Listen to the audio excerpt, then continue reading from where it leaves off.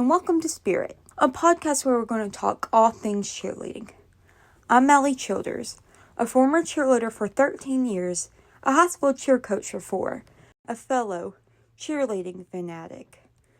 For this episode, I'm going to break down the main differences between UCA and NCA cheerleading. We will also explain the all-new Varsity All-Star Program League and all that entails.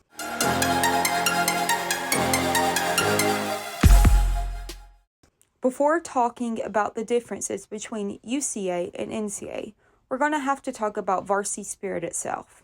Varsity Spirit is the top of the cheerleading brand.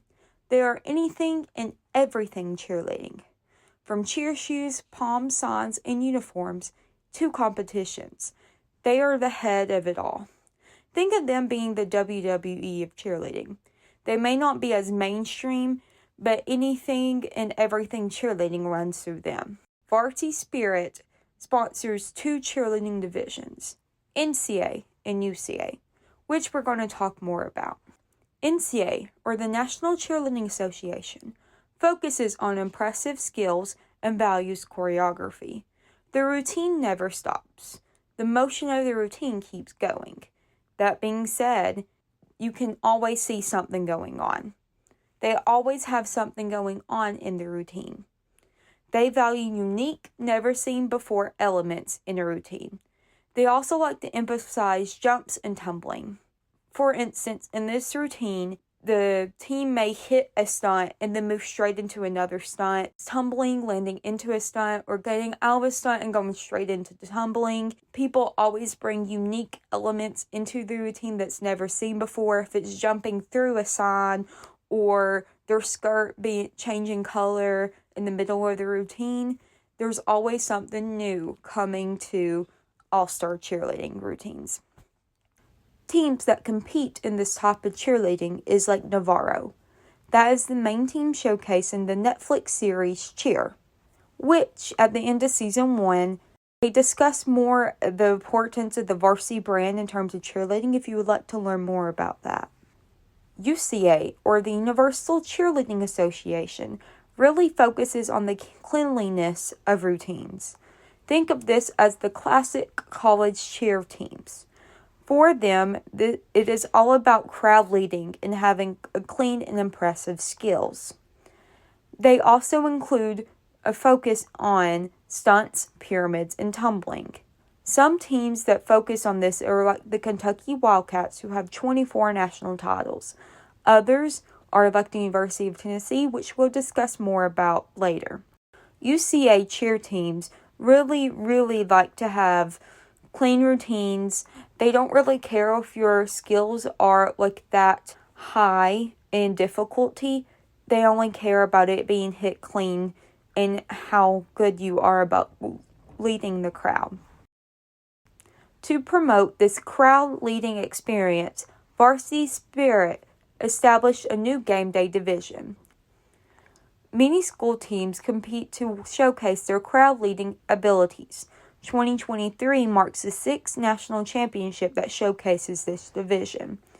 For this division, squads perform their fight song, a situational sideline, and a game day timeout cheer.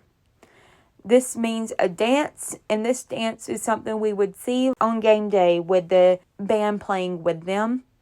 A sideline cheer, which we would see like during a game, it would be offense or defense, which there's also different ways that this is brought up in a competition. For summer competitions during cheer camp, they bring it up like the judge would give them a situation.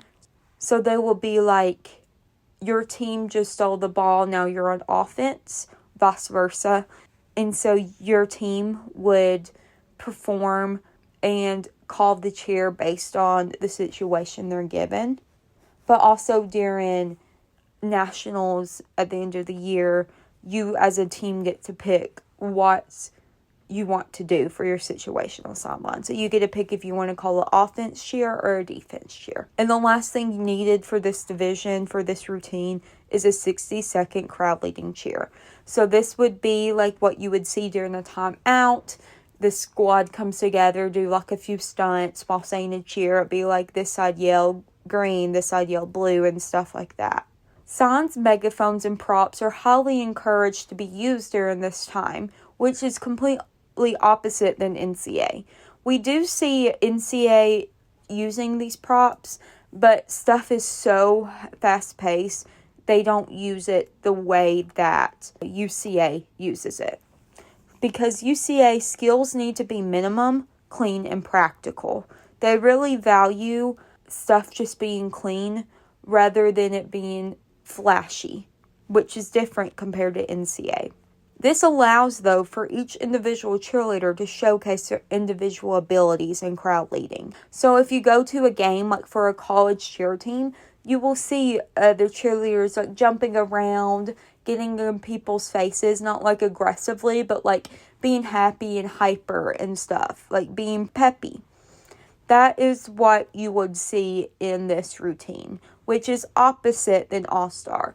All-Star, you will see these cheerleaders being fierce, like wanting to hit stuff and showing off the skills that they have. The University of Tennessee was actually the first school to ever win this national title division, and they have competed in it every year since then.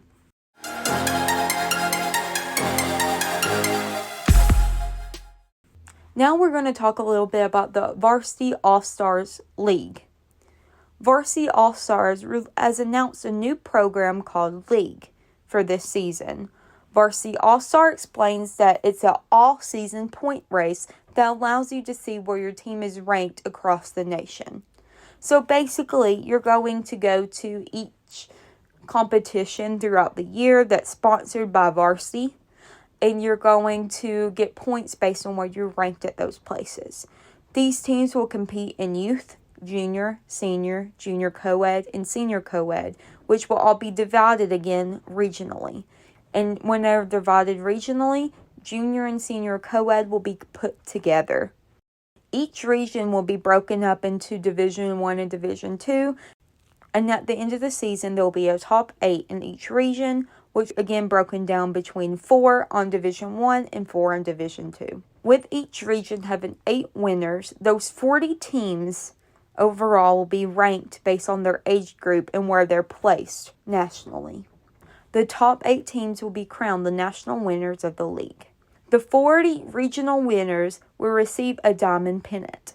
This is not only the first time anything like the league has been established for the world of cheerleading, but it's also the first time a real diamond has been given out as a prize in the All-Star cheerleading. I know many cheer fans are excited to see how this program plays out in the cheerleading world, especially for its first season.